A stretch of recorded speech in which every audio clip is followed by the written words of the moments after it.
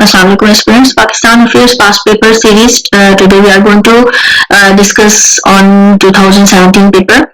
2017 में हमारे पास पहला question, Pakistan national culture reflects unity in diversity. ठीक है जी, पाकिस्तान का जो नेशनल कल्चर है वो एक यूनिटी को रिफ्लेक्ट करता है डाइवर्सिटी के अंदर. तो इस चीज को आपने एलाबोरेट करना है कि किस तरीके से पाकिस्तानी कल्चर जो है वो रिप्रेजेंट कर रहा है. If you see, Pakistan national culture is melting pot of various ethnic, linguistic and religious groups. Different groups के अंदर पाकिस्तान का एक मेल्टिंग पॉइंट है. ठीक है जी, पाकिस्तान अगर कंट्री की हिस्ट्री को देखा जाए, ज्योग्राफी को देखा जाए, तो ये तमाम चीजें एक डाइवर्स कल्चर लैंडस्केप को रिफ्लेक्ट कर रही हैं और इसकी जो यूनिटी है, डाइवर्सिटी है, उसे रिफ्लेक्ट कर रही है. अगर की फीचर्स में देखें हम पाकिस्तान के नेशनल कल्चर को, तो लिंग्विस्टिक डाइवर्सिटी है. ठीक है जी, it's actually the home of more than 70 languages including Urdu, Punjabi. Different languages हैं यहाँ पे बोली जा रही हैं और ये लैंग्वेजेस क्या कर रही हैं, एक डाइवर्स एथनिक और कल्चरल आइडेंटिटी जो है वो शो करती हैं पीपल ऑफ पाकिस्तान की. सिमिलरली पाकिस्तान की जो रिलीजियस डाइवर्सिटी है वो भी सिग्निफिकेंट एक्सपेक्ट है इसका नेशनल कल्चर के ऊपर. कंट्री में जो मुस्लिम मेजोरिटी है उसका भी एक सिग्निफिकेंट है. जो हिंदू, सिख, क्रिश्चियन और बुद्धिस्ट पॉपुलेशन भी यहाँ पे प्रेजेंट है. जो को एग्जिस्टेंस है रिलीजियस ग्रुप्स की, वो भी इसका जो यूनिक कल्चरल टेपेस्ट्री है और इसका जो इंक्लूसिव होना है और जो डाइवर्सिटी को ये कल्चर एक्सेप्ट कर रहा है उस चीज को बहुत अच्छे से रिप्रेजेंट करता है. ठीक है जी, the art and of literature of Pakistan also showcase the country's unity in diversity. Pakistan literature, music, dance are influenced by various culture and traditions including Persian, Mughal, British. कि पाकिस्तान का जो है वो काफी टाइम जो है वो पर्शियन के साथ, मुस्लिम्स का जो है वो गुजरा है, मुगल्स के साथ, ब्रिटिश एम्पायर के साथ. तो ये तमाम चीजें जो है पाकिस्तानी कल्चर को बहुत ज्यादा इन्फ्लुएंस कर रही हैं और ये एक ये जो लिटरेचर है पाकिस्तानी, म्यूजिक है, ये डांस है, ये तमाम चीजें इन कल्चर्स एंड ट्रेडिशन से बहुत ज्यादा इन्फ्लुएंस होकर बने. तो एक डिस्टिंक्ट क्रिएशंस है, एक विब्रेंट कल्चर आइडेंटिटी है पाकिस्तानी कल्चर की और इसके अंदर जो है वो एक वाइड एक्सेप्टेंस है डाइवर्सिटी की. तो फाइनली अगर पाकिस्तानी कुजीन के भी साथ में अगर हम बात करें तो इसमें भी रिफ्लेक्शन है नेशनल कल्चर की है. इसके साथ साथ जो पाकिस्तानी कुजीन है उसके जो फ्लेवर है वो बहुत ज्यादा रिच है, डाइवर्स है. क्यूलिनरी जो है वो उसके लैंडस्केप इसके अंदर प्रेजेंट है. डिफरेंट टाइप ऑफ डिशेस हैं, हर रीजन की एक अलग कुजीन है. तो ये चीजें भी इसको काफी ज्यादा जो है वो डाइवर्स बनाती हैं. तो अगर हम कंक्लूजन की बात करें तो पाकिस्तान का जो नेशनल कल्चर है वो रिफ्लेक्ट करता है, यूनिटी को रिफ्लेक्ट करता है डाइवर्सिटी के अंदर. यानी डिफरेंट डाइवर्स सिचुएशंस प्रेजेंट हैं बट बीइंग पाकिस्तानी ये तमाम चीजें आपस में जब यूनाइट होती हैं तो एक बहुत ही खूबसूरत सा कल्चर है वो पाकिस्तान का एक ब्यूटीफुल कल्चर रिप्रेजेंट करती हैं. उसके डिफरेंट जो फैशन सेंस है, जो लिंग्विस्टिक है, जो रिलीजियस ग्रुप्स हैं, कल्चरल ग्रुप्स हैं, इन तमाम चीजों का जो एक फ्यूजन हो रहा है, ये तमाम चीजें पाकिस्तानी कल्चर को एक डाइवर्स कल्चर बना रही हैं. अब कंट्री की अगर हिस्ट्री वगैरह में देखें, geography, literature, music, dance, cuisine, ये तमाम चीजें क्या है, एक डाइवर्स और इनक्लूसिव कल्चरल आइडेंटिटी को रिप्रेजेंट कर रही हैं. तो इस क्वेश्चन के अंदर आपने इसी चीज को अपने रिप्रेजेंट कर रहा है कि पाकिस्तान के डिफरेंट रीजन के अंदर ये हिस्टोरिकली, ज्योग्राफिकली, लिटरेचरली किस तरीके से पाकिस्तान का कल्चर है और ये तमाम जो है वो किस तरीके से अपना कल्चर रिप्रेजेंट करके एक डाइवर्सिटी को शो करते हुए यूनिटी पाकिस्तानी कल्चर शो कर रहा है. You have to describe in detail in this question. Okay जी, next we have next question हमारे पास जो है वो है discuss the role of judiciary in the constitutional development of Pakistan. जो रोल ऑफ जुडिशरी है कॉन्स्टिट्यूशनल डेवलपमेंट पाकिस्तान की, वो हमने यहाँ पे एक्सप्लेन करना है. अब ये जो जुडिशरी रोल है कॉन्स्टिट्यूशनल, जो पाकिस्तान के आइन की डेवलपमेंट है, इसमें जुडिशरी का रोल क्या रहा है. तो अगर हम देखें हिस्टोरिकली पाकिस्तान जब से बना है तो इसका जुडिशरी का जो है वो एक इम्पॉर्टेंट रोल रहा पाकिस्तान की कॉन्स्टिट्यूशनल डेवलपमेंट के अंदर. ठीक है जी, जो कॉम्प्लेक्स रिलेशनशिप्स थे लेजिस्लेटिव ब्रांचेस के साथ, इसका काफी कॉम्प्लेक्स रिलेशनशिप रहा. पाकिस्तान की जो इंसेप्शन थी जुडिशरी के साथ, काफी ज्यादा एग्जीक्यूटिव प्रेशर का इसको सामना करना पड़ा. जो इसने जो इंडिपेंडेंस है उसको इसने बहुत ज्यादा इम्पैक्ट किया. कॉन्स्टिट्यूशनल सेफगार्ड्स काफी ज्यादा बनाने पड़े. तो ये तमाम चीजें जो है वो पाकिस्तान की जुडिशरी को ने किस तरीके से रोल अपना प्ले किया अर्ली ईयर्स से लेकर आगे तक. अर्ली ईयर्स में अगर देखें तो जो की एरास थे जुडिशियल डेवलपमेंट के, स्टार्टिंग में 1947 से लेकर आगे 1962 तक जो पाकिस्तान का एक अर्ली ईयर्स रहे हिस्टोरिकली, तो जुडिशरी जो है उस वक्त क्या थी, वीक और अंडर डेवलप्ड थी। ठीक है जी, एक न्यूली डेवलप कंट्री है, तो उधर किस तरीके से रूल्स बनाने हैं, किस तरीके से उन लॉज को बनाना है, किस तरीके से उनको पब्लिश करना है, ये चीजें काफी ज्यादा चैलेंजिंग सिचुएशन थी। ठीक है जी, तो जो कॉन्स्टिट्यूशन था 1956 का, उसने एक इंडिपेंडेंट जुडिशरी को जो है वो स्टैब्लिश किया, सुप्रीम कोर्ट और हाई कोर्ट के साथ साथ हर प्रोविंस के अंदर एक उनकी अपनी सुप्रीम कोर्ट और हाई कोर्ट का एक कयाम अमल में लाया गया। जुडिशरी ने जो है वो पावर ऑफ रिव्यू दिया, कॉन्स्टिट्यूशनलिटी दी लॉज को, और इसके साथ साथ जो कॉन्स्टिट्यूशन थे और दूसरे लॉज थे उनको भी एक जो है वो पावर ऑफ रिव्यू दिया, कॉन्स्टिट्यूशनलिटी जो है वो प्रोवाइड की गई। जो जुडिशरी रोल था बहुत ज्यादा क्रूशियल, अगर हम देखें तो एक क्रिटिकल रोल है। ठीक है जी, आहिस्ता आहिस्ता वक्त के साथ साथ क्रिटिकल होता गया। पाकिस्तान के इंडिपेंडेंस के बाद 1958 में जो एक मिलिट्री ग्रुप था जनरल अयूब खान का, ठीक है जी, आइन को जो कॉन्स्टिट्यूशन है उसको सस्पेंड कर दिया गया और फिर मिलिट्री डिक्टेटरशिप का कयाम अमल में आया। अब जो जुडिशरी थी, पर्टिकुलरली जो सुप्रीम कोर्ट थी, उसका एक क्रूशियल चेक था मिलिट्री गवर्नमेंट के ऊपर। तो सुप्रीम कोर्ट ने जो है वो काफी ज्यादा लैंडमार्क्स डिसीजन दिए डिफरेंट केसेस के ऊपर, और इससे क्या हुआ कि एक प्रिंसिपल स्टेट ऑफ नेसेसिटी और लेजिटिमाइज मिलिट्री टेक ओवर का इन्होंने जो है वो ऑर्डर पास किया। तो यहाँ पे फिर जो जुडिशरी का रोल है वो सामने प्रोमिनेंट हुआ कि सुप्रीम कोर्ट के पास ये वाली अथॉरिटीज हैं और इन चीजों को जो है वो अपनी जो इंडिपेंडेंस है जुडिशरी ने वो यहाँ पर दिखाई। अब 1971 का अगर देखा जाए तो पाकिस्तान का जो एक्सपीरियंस रहा कॉन्स्टिट्यूशनल क्राइसिस का, जो फिर आगे इसने लीड किया, जो ईस्ट पाकिस्तान की बांग्लादेश की सेपरेशन हुई पाकिस्तान से, तो ये जो है वो तमाम कॉजेस किस वजह से हुए, lack of trust between east and west Pakistan के दरमियान में जो उनका ट्रस्ट था, जो डिस्प्यूट्स हुए, जो डिस्ट्रीब्यूशन हुई पावर्स और रिसोर्सेज की, और इसमें जो जुडिशरी है वो अनफॉर्चुनेटली अनेबल रही इन क्राइसिस को रिजॉल्व करने के लिए, और अल्टीमेटली जो मिलिट्री गवर्नमेंट है वो भी इस चीज को रोक नहीं पाई और पाकिस्तान की जो है वो सेपरेशन हुई ईस्ट एंड वेस्ट पाकिस्तान की। अब रिस्टोरेशन हुई जब 1988 के अंदर डेमोक्रेसी की, तो जुडिशरी वंस अगेन एक इंपॉर्टेंट प्लेयर बन गई कॉन्स्टिट्यूशनल डेवलपमेंट पाकिस्तान की। सुप्रीम कोर्ट ने जो है वो काफी इंपॉर्टेंट डिसीजन इशू किए मौलवी तमीजुद्दीन खान केस के अंदर, डिफरेंट जो प्रिंसिपल थे पार्लियामेंट्री सौर नीति के, जफर अली शाह केस, इन तमाम केसेस के अंदर जो है वो जुडिशरी ने अपना काफी इंपॉर्टेंट रोल प्ले किया, और जो गवर्नमेंट थी प्रेसिडेंट गुलाम रजा खान की, उसको अनकॉन्स्टिट्यूशनल करार देते हुए उस गवर्नमेंट को भी मुअत्तल किया। अब अगर रिसेंट ईयर्स की अगर हम बात करें तो जुडिशरी का जो रोल है, ठीक है जी, कॉन्स्टिट्यूशनल डेवलपमेंट के अंदर ये तमाम चीजें जुडिशरी का एक रोल एक्टिवली तो चल रहा है, ठीक है, लेकिन 2009 का अगर हम देखें तो सुप्रीम कोर्ट ने जो national reconciliation ordinance NRO unconstitutional करार दिया उसको। इसके साथ साथ डिस्क्वालिफिकेशन की जो काफी प्रोमिनेंट पॉलिटिशियंस थे उनको डिस्क्वालीफाई किया। 2013 के अंदर जो जुडिशरी ने अपना इंपॉर्टेंट रोल प्ले किया फ्री ऑफ इलेक्शन के लिए 2018 के अंदर, और जो प्राइम मिनिस्टर नवाज शरीफ थे उन्हें रिमूव किया, उनके ऊपर कुछ चार्जेस ऑफ करप्शन जो मौजूद थे उनकी बेसिस पर।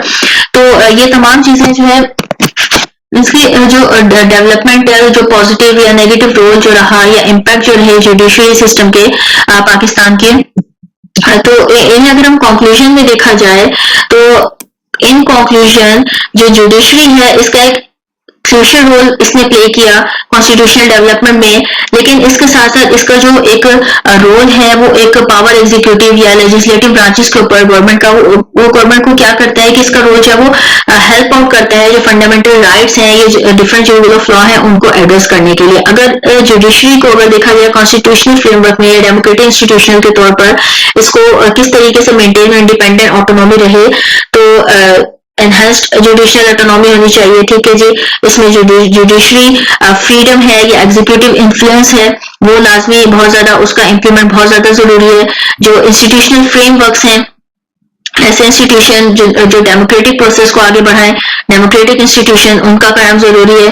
जो कॉन्स्टिट्यूशनलिज्म है, आइन को प्रमोट करना, इनकी पासदारी जो है, upholding the constitution and rule of law, ये तमाम चीजें जो है वो बहुत ज्यादा जरूरी है। और इन तमाम जो डिफरेंट चैलेंजेस जुडिशरी को सेम फेस करने पड़ रहे हैं हमको देखते हुए जो पाकिस्तान का जो जुडिशरी सिस्टम है वो एक इम्पॉर्टेंट रोल कंट्री के कॉन्स्टिट्यूशन फ्यूचर को एक प्ले करने में जो है वो शेप करने में प्ले कर सकता है। तो एक जुडिशरी एक ऐसा सिस्टम है जो बहुत ज्यादा इम्पोर्टेंट है और किसी गवर्नमेंट को अपने लॉ के ऊपर, अपने फंडामेंटल राइट्स के ऊपर फॉलो करने की ट्रैक पे रखने के लिए जो है वो बहुत ज्यादा एक जरूरी पार्ट जो है वो कंसिडर किया जा सकता है। Next we have question for CPEC is a flag project of One Belt One Road BRI, ठीक है जी, belt road initiative and a regional game changer.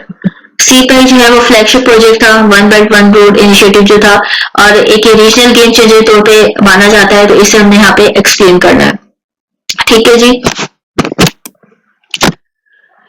अब ये जो CPEC है एक फ्लैगशिप प्रोजेक्ट के तौर पे क्यों लिया जा रहा है, वन बेल्ट वन रोड, ठीक है जी, and regional game changer. Regional game changer इसको क्यों कहा जा रहा है, ये किस तरीके से ये इसका इतना बड़ा इम्पैक्ट आ रहा है, आपने इसे यहाँ पर एक्सप्लेन करना है। तो एक्सप्लेन से पहले आप CPEC का अगर हम ओवरव्यू देखें तो इसको एक फ्लैगशिप प्रोजेक्ट कहा जा रहा है। फ्लैगशिप प्रोजेक्ट इस वजह से कहा जा रहा है कि रीजनल गेम चेंजर है, इसके अंदर तकरीबन ऑलमोस्ट $62 बिलियन का इंफ्रास्ट्रक्चर डेवलपमेंट प्रोजेक्ट जो है वो लगाया गया है, जो कनेक्ट कर रहा है किसको, चाइना के जिनजियांग रीजन को पाकिस्तान के गवादर पोर्ट के थ्रू। ठीक है जी, और ऑलमोस्ट 3000 किलोमीटर लॉन्ग नेटवर्क है, हाईवेज का, रेलवेज का, पाइपलाइंस, और ठीक है जी, ये साउदर्न पोर्ट को कनेक्ट कर रही है north western region of Jinjiang China के। ठीक है, अब ये कॉरिडोर जो है वो एक्चुअली में क्या कर रहा है, कुछ पाकिस्तान के बहुत ज्यादा अंडर डेवलप्ड कंट्रीज के से भी ये गुजर रहा है, जिसमें बलूचिस्तान, KPK, और फिर ये क्या हो रहा है कि यहाँ पे मच नीडेड इंफ्रास्ट्रक्चर दे रहा है, और इन रीजन्स की ऑब्वियसली एक इतना बड़ा इकोनॉमिक कॉरिडोर अगर वहां से पास हो रहा है तो उन रीजन्स को जो है वो जो इंफ्रास्ट्रक्चर रिक्वायर्ड है वो भी चाइना प्रोवाइड कर रहा है, जो डेवलपमेंट रिक्वायर्ड है वो तमाम चीजें चाइना यहाँ पे पाकिस्तान को प्रोवाइड कर रहा है। अब इकोनॉमिक बेनिफिट्स को अगर देखें CPEC के तो बहुत ज्यादा सिग्निफिकेंट है, क्योंकि कॉरिडोर जो है वो प्रोवाइड कर रहा है चाइना को एक शॉर्टर और मोस्ट इफेक्टिव रूट अरेबियन सी के थ्रू, ठीक है जी, अरेबियन सी की तरफ, और बाईपास कर रहे हैं यहाँ पे स्टेट को, किसको, मलाका को, which is currently China's main shipping root है।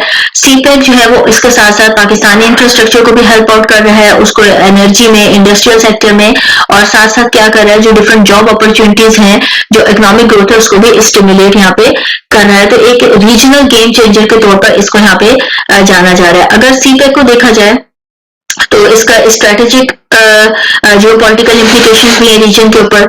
अब डिफरेंट पाकिस्तान को जो है वो ये अगर देखा जाए तो बेनिफिट जो वो प्रोवाइड कर रहा है इकोनॉमिकल ग्रोथ में, इंफ्रास्ट्रक्चर डेवलपमेंट के अंदर, कि ये अपग्रेड कर रहा है, ट्रांसपोर्टेशन नेटवर्क्स को भी अपग्रेड कर रहा है, जो रीजनल कनेक्टिविटी है, लिंक्स हैं सेंट्रल एशिया के साथ, मिडिल ईस्ट के साथ, अफ्रीका के साथ, तो ये तमाम चीजें जो वो प्रोवाइड कर रहे हैं यहाँ पे। अगर इसका स्ट्रेटेजिक और जियो पॉलिटिकल इम्प्लीकेशन देखी जाए रीजन के ऊपर, तो कॉरिडोर प्रोवाइड कर रहा है चाइना को स्ट्रेटेजिक फ्री होल्ड, ठीक है जी, foot hold in the Indian ocean which has been traditionally dominated by India. अब चाइना जो है वो एक स्ट्रेटेजिक फुट होल्ड पाकिस्तान को प्रोवाइड कर रहा है यहाँ पे, लेकिन एक्चुअली में ये इंडियन ओशन के ऊपर जो डोमिनेंट जो है वो इंडिया था, लेकिन गवादर पोर्ट जो है वो की हब के तौर पे चाइना की एनर्जी के सप्लाईज के तौर पे काम करेगी, ट्रेड रूट के तौर पे काम करेगी। तो ये तमाम चीजें जो पाकिस्तान की स्ट्रेटेजिक सिग्निफिकेंस है उसको रीजनल अफेयर्स के अंदर की जो है वो एक की प्लेयर जो है वो ये प्रोजेक्ट बहुत इजीली बना देगा। एडिशनली जो CPEC है प्रमोट कर रहा है रीजनल कनेक्टिविटी को, कॉपरेशन को भी। The corridor will connect China, Pakistan and central Asia, providing new opportunities, trade की, इन्वेस्टमेंट, कल्चरल एक्सचेंज। इसके साथ साथ जो CPEC है वो डिफरेंट जो टाइज हैं चाइना और पाकिस्तान के, उन्हें एक ऑल वेदर फ्रेंडशिप के तौर पर भी प्रमोट जो है वो यह डिस्क्राइब कर रहा है। अगर हम कंक्लूजन को देखें, डिफरेंट कंसर्न्स का ही पाकिस्तान को इससे सामना करना पड़ रहा है, तो एक फ्लैगशिप प्रोजेक्ट है, एक इसके अंदर एक पोटेंशियल है पाकिस्तान को ट्रांसफॉर्म करने का, पाकिस्तान की जो इकोनॉमी है उसको रीशेप करने का, और इसके जो रीजनल डायनामिक्स हैं उनको रीशेप करने का। जो डिफरेंट अगर चैलेंजेस की बात की जाए या कंसर्न्स को देखा जाए तो वो भी यहाँ पे बहुत ज्यादा जरूरी है, लेकिन जो बेनिफिट्स हैं या इसके स्टेक होल्डर्स के, उनको ये ज्यादा मैक्सिमाइज जो है वो ऑलमोस्ट कर रहा है। ठीक है जी, तो इसमें हमने अपने CPEC का जो एक कंप्लीट सिनेरियो है एज ए गेम चेंजर के तौर पर डिस्कस किया जा रहा है। तो ज्यादा हमने यहाँ पे इसके जो प्रोस वगैरह हैं उन चीजों में यहाँ पे डिस्कस करना है कि प्रीवियसली क्या चीज थी, किस तरीके से बिल्डअप हुआ। आप चाहें तो यहाँ पे पाकिस्तान का एक छोटा सा मैप बना के जो पूरा कॉरिडोर है उसे मेंशन कर सकते हैं कि ये किस तरीके से पाकिस्तान को क्रॉस करके जो है वो जा रहा है, किस तरीके से स्टेट्स को डिफरेंट को अफेक्ट कर रहा है और क्या क्या बेनिफिट्स दे रहा है। ठीक है, इसके बाद हमारे पास जो नेक्स्ट क्वेश्चन है वो है explore the significance of Shanghai cooperation organisation SCO का हमने यहाँ पे जो सिग्निफिकेंस है पाकिस्तान के लिए उसे देखना है। यहाँ पे जो SCO है organisation regional intergovernmental organisation है, 2001 में फाउंड हुई, China, Kazakhstan, Kyrgyzstan, Russia, Tajikistan, Uzbekistan के दरमियान में। ठीक है जी, इन कंट्रीज के दरमियान में थी 2001 में। इसका जो मेन गोल था वो क्या था कि जो सिक्योरिटी है, जो इकोनॉमिक इश्यूज हैं या कल्चरल इश्यूज हैं इन मेंबर स्टेट्स के दरमियान में, इन्हें जो है वो प्रॉपरली रिजॉल्व किया जा सके, इन कंट्रीज के इन इश्यूज को जो है वो कंसिडर किया जा सके। अब पाकिस्तान के लिए SCO जो है वो एक सिग्निफिकेंट प्लेटफॉर्म है क्योंकि अपॉर्चुनिटी देता है पाकिस्तान को अपने डिफरेंट नेबरिंग कंट्रीज हैं उनके साथ एंगेज होने की। जो मेजर पार्ट है रीजन की, जिस तरीके से रशिया एक सुपर पावर है और पाकिस्तान भी इसका मेंबर है, तो इन कंट्रीज का आपस में जो वो एक लिंक डेवलप हो रहा है, चाइना है। तो ये चीजें जो है वो एक न्यू एवेन्यूज या कॉपरेशन या कोलैबोरेशन ओपन करती हैं तमाम मेंबर स्टेट्स का एक दूसरे के साथ, और एक वो म्यूचुअल इंटरेस्ट के साथ जो इन इश्यूज को अपने जो इकोनॉमिक या सिक्योरिटी कल्चरल इश्यूज उन्हें रिजॉल्व कर सकते हैं। अगर प्राइमरी बेनिफिट देखा जाए पाकिस्तान की मेंबरशिप का SCO के साथ, तो क्या है, इकोनॉमिक कॉपरेशन बहुत ज्यादा पाकिस्तान को मिला है यहाँ पे। ठीक है जी, SCO provides Pakistan with a market of over 3 billion people, including economics of China and Russia. Economies China and Russia के कर रही है, almost 3 billion peoples की मार्केट पाकिस्तान को प्रोवाइड हुई, और ये किसी भी कंट्री के लिए जो है वो काफी बेनिफिशियल सोर्स है। और पाकिस्तान की जो एफर्ट्स हैं, जो फॉरेन इन्वेस्टमेंट यहाँ पे हो रही है, जो ट्रेड हो रही है, तो क्योंकि ये कंट्रीज अगर यहाँ पे इन्वेस्ट कर रहे हैं तो ऑब्वियसली पाकिस्तान के इकोनॉमिक या डेवलपमेंट रेट थोड़ा सा इंक्रीज होगा, और इंक्रीमेंट की वजह से जो फॉरेन इन्वेस्टमेंट है वो काफी अट्रैक्ट होती है, कंट्रीज उसी जगह पे इन्वेस्टमेंट करते हैं जहाँ पे कोई प्रोग्रेस नजर आती है, जो ट्रेड है वो एनहेंस हो रही है और इकोनॉमिक ग्रोथ इससे ऑब्वियसली एनहेंस होगी। एडिशनली अगर देखा जाए तो SCO प्रोवाइड कर रहा है पाकिस्तान को फोरम सिक्योरिटी कंसर्न्स रीजन के अंदर जो है। As a member of SCO Pakistan closely work कर रहा है मेंबर स्टेट्स के साथ जो काउंटर थ्रेट्स हैं, जैसे टेररिज्म हो गया, एक्सट्रीमिज्म है, सेपरेटिज्म है, डिफरेंट जो इंटरनली एक्सटर्नली पाकिस्तान को थ्रेट्स का सामना करना पड़ रहा है। तो इन तमाम चीजों में SCO एक प्लेटफॉर्म प्रोवाइड कर रहा है पाकिस्तान को रीजनल पीस के लिए, स्टेबिलिटी के लिए, और पाकिस्तान की मेंबरशिप जो है वो प्रमोट कर रही है इन गोल्स के अंदर। तो अगर देखा जाए तो शंघाई कोऑपरेशन ऑर्गेनाइजेशन जो है उसका एक सिग्निफिकेंट एक कहा सकते हैं हम कि ये प्लेटफॉर्म है पाकिस्तान के लिए जो एंगेज कर रहा है इसको अपने नेबरिंग कंट्रीज के साथ and different super major powers के साथ, जिससे क्या है कि पाकिस्तान की जो मेंबरशिप है उसको इंक्रीज अपॉर्चुनिटीज मिल रही हैं इकोनॉमिक कॉपरेशन की, उसका सिक्योरिटी कोलैबोरेशन की, डिप्लोमेटिक रिलेशनशिप्स की।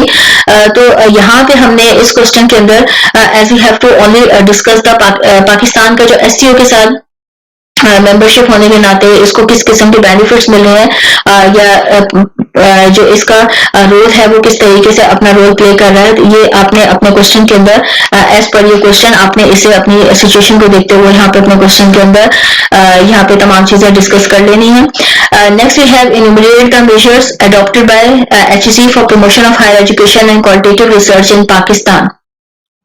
अब यहाँ पे एनिमरेट करने हैं आपने जो डिफरेंट मेजर्स अडॉप्ट किए हैं हायर एजुकेशन कमीशन ने हायर एजुकेशन को और क्वालिटेटिव रिसर्च को प्रमोट करने के लिए पाकिस्तान में। अब यहाँ पे अगर हम देखें तो हायर एजुकेशन HEC जो है वो प्राइमरी रेगुलेटरी बॉडी है, ठीक है जी, जो रिस्पॉन्सिबल है किस चीज के लिए, promotion and development of higher education in Pakistan के लिए। अब HEC जो है वो सेवरल मेजर्स उसने अपने लिए हुए हायर एजुकेशन के लिए, क्वालिटेटिव रिसर्च वगैरह के लिए, जिसमें जो मेजर है वो कौन कौन से हैं, प्रमोशन ऑफ क्वालिटी एजुकेशन को प्रमोट करना है जी, यहाँ पे ये मेन जो मेजर है, की मेजर। सेकंड है स्कॉलरशिप्स और फंडिंग प्रोवाइड करना। थर्ड है फैकल्टी डेवलपमेंट। तो इन सिनेरियोज को अगर हम देखें, फोर्थ में रिसर्च इंफ्रास्ट्रक्चर आ रहा है, फिफ्थ में इंटरनेशनल कोलैबोरेशन है, सिक्स में है रैंकिंग सिस्टम, तो ये तमाम पॉइंट्स देखने हैं कि एचईसी के एक्चुअली में जो की मेजर्स हैं एचईसी के इनको अप्लाई कर रहा है। तो सबसे पहले प्रमोशन ऑफ क्वालिटी एजुकेशन में एचईसी क्या करता है, सेवरल इनिशिएटिव्स इसने लिए हैं क्वालिटी एजुकेशन को प्रमोट करने के लिए। कमीशन में जो है वो एक्रेडिटेशन और क्वालिटी एश्योरेंस मैकेनिज्म है यूनिवर्सिटीज की डिग्रीज प्रोग्राम्स का, जिससे क्या है कि जो क्वालिटी हायर एजुकेशन है और एम्प्लॉयबिलिटी ग्रेजुएट्स की है उसे ये हेल्प आउट करें, इम्प्रूव करें। स्कॉलरशिप और फंडिंग प्रोग्राम्स हैं एचईसी के कुछ, तो इसका थ्रू क्या है कि स्कॉलरशिप प्रोवाइड करता है, फंडिंग देता है जो हायर एजुकेशन परस्यू करना चाहते हैं पाकिस्तान में या फिर अब्रॉड में। और इसमें जो डिफरेंट रिसर्च ग्रांट्स हैं या सपोर्ट कर रहा है, डॉक्टोरल प्रोग्राम्स हैं या पोस्ट डॉक्टोरल फेलोशिप्स हैं, इंटरनल नेशनल कोलैबोरेशंस हैं, इनमें जो है ये इसको सपोर्ट करता है। फैकल्टी डेवलपमेंट की अगर बात की जाए तो जो एचएससी है वो डिफरेंट मेजर्स हैं इसके क्वालिटी टीचिंग और रिसर्च यूनिवर्सिटीज को सपोर्ट करने के लिए। डिफरेंट जो ट्रेनिंग प्रोग्राम्स हैं, वर्कशॉप्स हैं, कॉन्फ्रेंसेज हैं, इनके टीचर्स की जो स्किल्स वगैरह हैं उनको एनहांस करने के लिए ये ऑर्गेनाइज करता है। रिसर्च इंफ्रास्ट्रक्चर बात की जाए तो काफी हैवीली इन्वेस्टमेंट है इसमें एचईसी की जो इंफ्रास्ट्रक्चर वगैरह के लिए, रिसर्च सेंटर्स के लिए, लेबोरेटरीज और लाइब्रेरीज वगैरह के लिए। इंटरनेशनल कोलैबोरेशन देखा जाए तो एचईसी का जो कोलैबोरेशन है डिफरेंट यूनिवर्सिटीज के साथ, रिसर्च इंस्टीट्यूशंस के साथ दूसरी कंट्रीज की, ताकि जो रिसर्च है वो प्रमोट हो सके, नॉलेज एक्सचेंज हो सके, डिफरेंट तरीके से फैसिलिटेट कर रहा है, फंडिंग प्रोवाइड कर रहा है, एक्सपर्टाइज जो है वो प्रोवाइड किए जा रहे हैं। सिग्निफिकेंट एडवांसमेंट है रिसर्च पाकिस्तान के अंदर। रैंकिंग सिस्टम के अंदर the HEC has introduced a ranking system for universities and degree programs in Pakistan. This has created competitive environment among universities leading to increased quality of education and research in the country.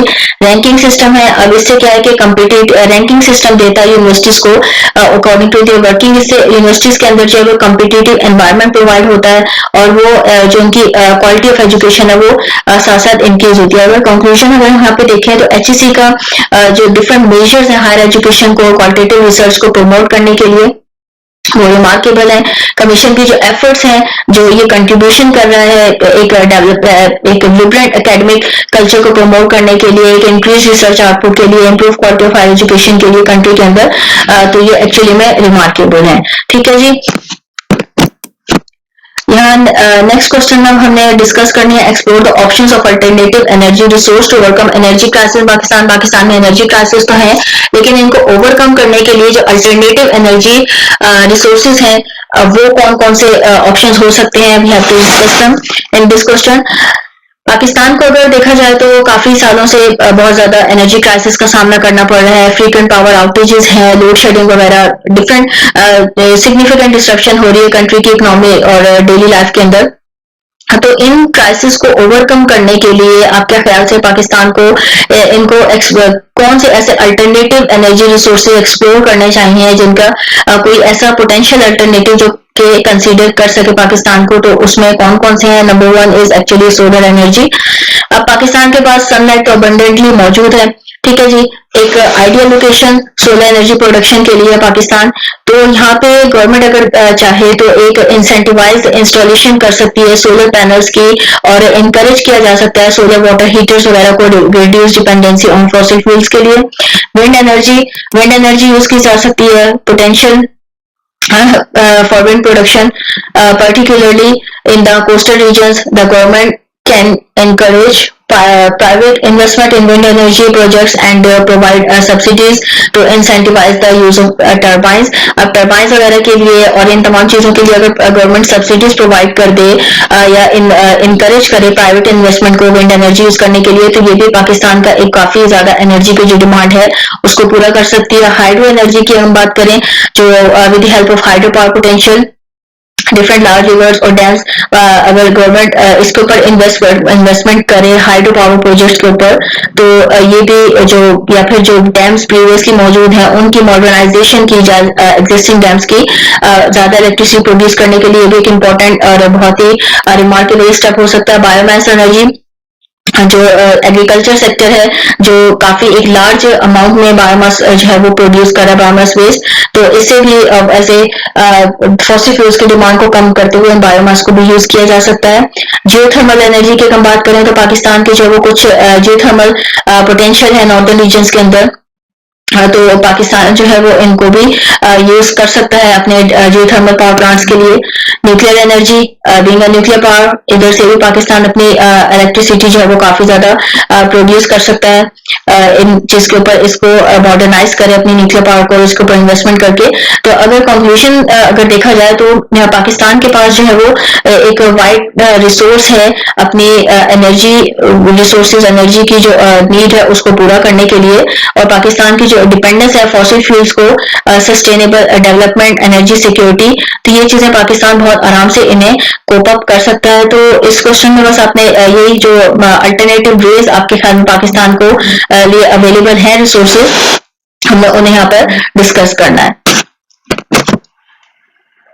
अब यहाँ पे जो question number 8 है, last question 2017 का, how general elections in 2002, 2008 and 2013 strengthen democracy in Pakistan. जो 2002, 2008 और 2013 के elections हुए जनरल इलेक्शंस, वो पाकिस्तान की डेमोक्रेसी को उन्होंने किस तरीके से मजबूती या स्ट्रॉन्ग किया।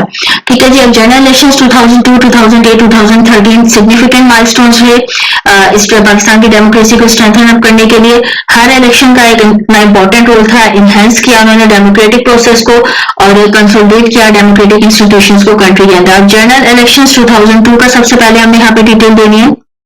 ठीक है जी। जनरल इलेक्शंस 2002 की अगर हम बात करें तो 2002 के इलेक्शंस, ठीक है जी, फर्स्ट टाइम पाकिस्तान की हिस्ट्री में कि जो पावर है ट्रांसफर हुई थी इलेक्टेड गवर्नमेंट की तरफ। Election was held under military rule, general Pervez Musharraf के रूल के अंदर ये एक जो है वो हेल्ड हुई।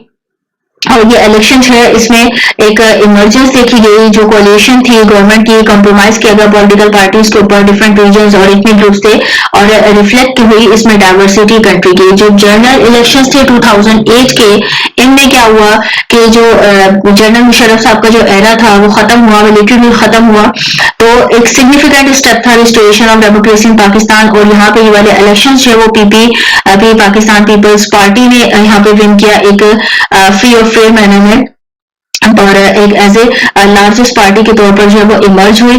अब ये इलेक्शन जो है वो काफी पीसफुल रहे, ट्रांसफर ऑफ पावर हुआ फ्रॉम इलेक्टेड गवर्नमेंट से लेकर जो है वो सेकंड टाइम पाकिस्तान हिस्ट्री में एक इलेक्टेड गवर्नमेंट आई। उसके बाद जनरल इलेक्शंस हुए 2013 के। 2013 के जनरल इलेक्शंस में जो है वो एक फ्री और फेयर मैनर में इलेक्शंस हुए। और इसके बाद पाकिस्तान की हिस्ट्री में क्या हुआ, जो सिविलियन गवर्नमेंट थी उसने अपना पूरा टाइम कंप्लीट किया।